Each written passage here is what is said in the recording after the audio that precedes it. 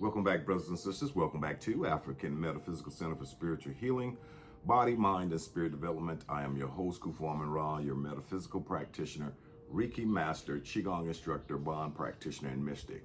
Today's topic is spirituality handles racism from an ancient perspective. The Soulless Among Us, part 1 of 2.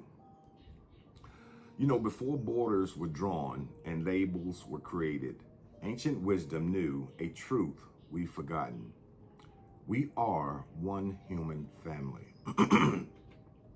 The Cometics called it Ma'at, divine order where all souls hold equal worth. The Ubuntu philosophy declared, I am because we are. Ancient Vedic texts taught the world is one family. The indigenous people spoke all my relations, recognizing kinship with every living being. Racism is a modern disease infecting an ancient body. Our ancestors didn't see melanin as a threat. They saw the sun's kiss on skin, adapting us to our lands. They saw diversity as nature's genius, not hierarchy. The Hopi spoke of this era, the time when we forget we're connected. When we judge the vessels instead of honoring the spirit within. The Kali Yuga, this age of darkness, where illusions would reign supreme. But here's the spiritual truth racism can't touch.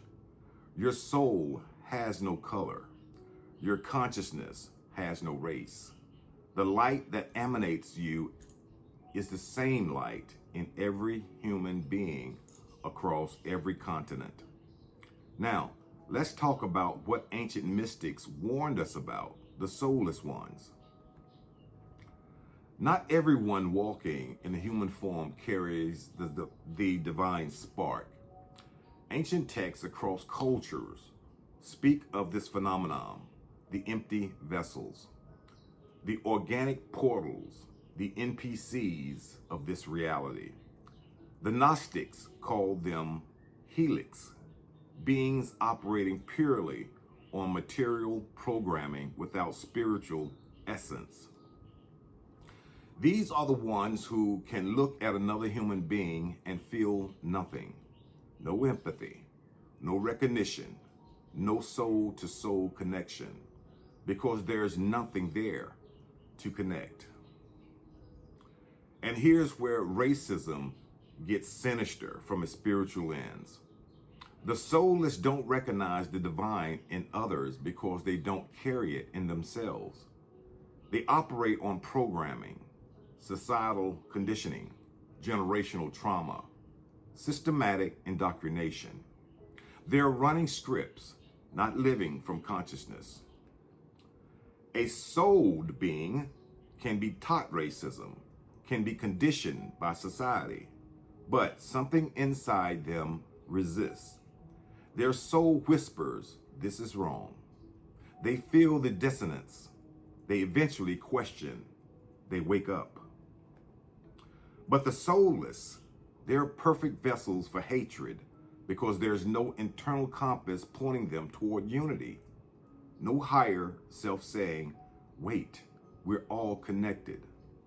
They can commit atrocities without the soul level guilt that would stop someone with spiritual essence. The ancient Cometics understood this. They had the concept of Isfit, chaos, the opposite of Ma'at.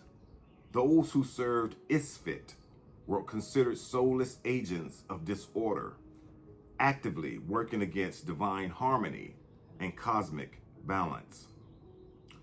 The Tibetan Buddhist speaks of hungry ghosts, beings driven by insatiable emptiness, consuming and destroying because they have no inner light. Some walk among us in human bodies. Indigenous elders warn of Witiko, a cannibalistic spirit that possesses people, making them consume others without conscience. It's not metaphorical, It's a spiritual virus that infects those without strong soul protection. Indigenous elders, here's what this means for understanding racism spiritually.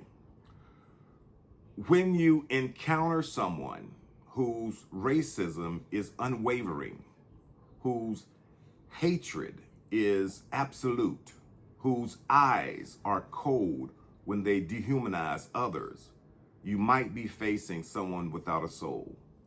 Not someone who's lost or confused, someone who was never spiritually inhabited to begin with.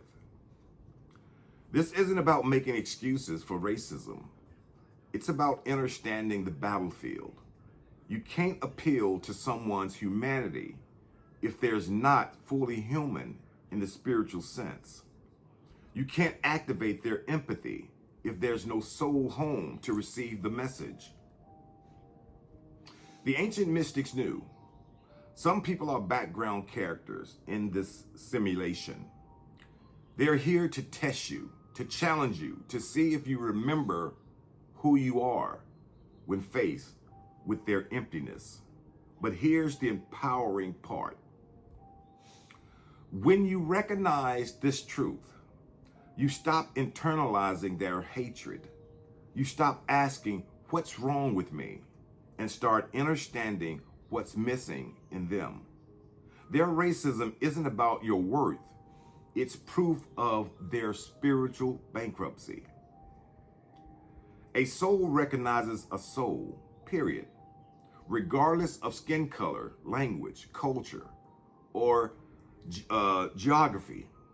When two souled beings meet, there's a recognition, a resonance, a remembering, even if they look nothing alike. The racist who sees you as less than is literally blind, not metaphorically, spiritually blind. They lack the spiritual vision to perceive the divine essence. They're operating with broken equipment, seeing only the material, judging only the surface. Ancient wisdom gives us the antidote. First, protect your energy. The soulless feed on your reaction, your pain, your diminishment.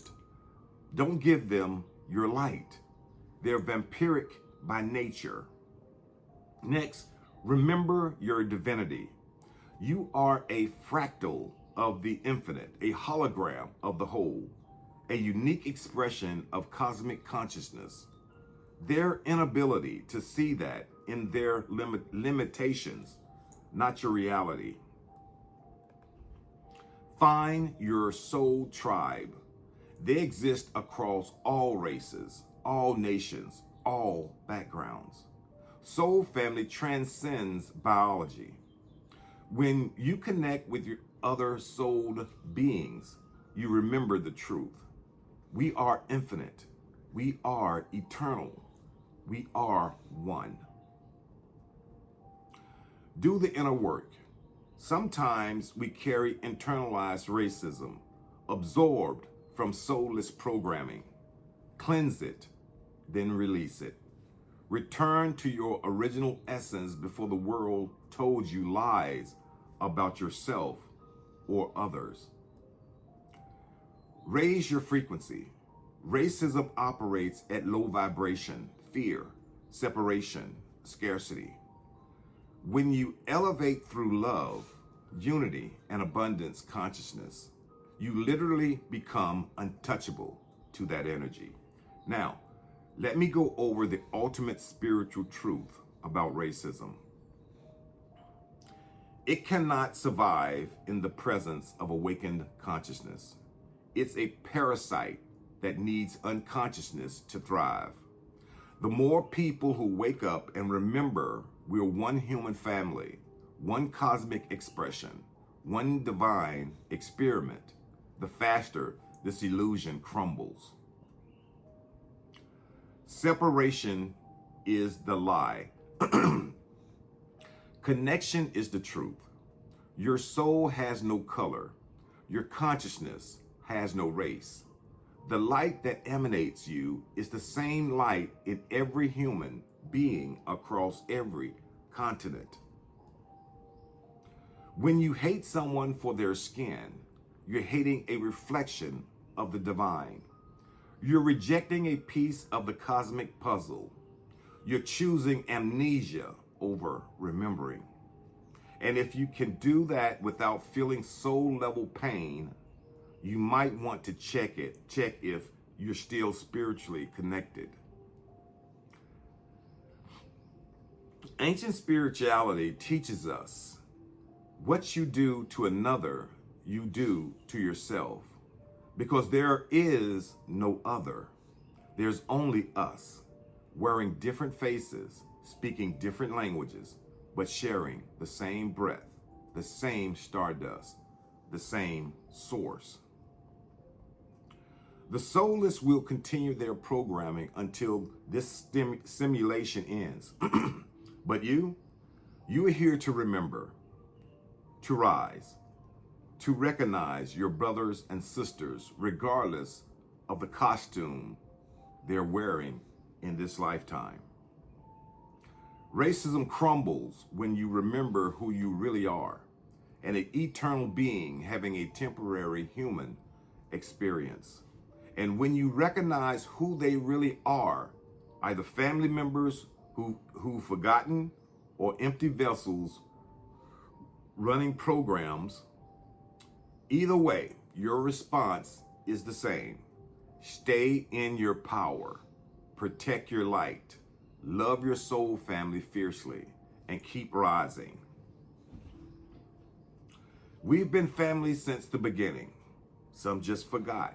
Some were never capable of remembering. But you're awake now. Wake up, remember, and rise. We are one. Stay tuned for part 2. Until next time, Ashe, Ashe, Ashe.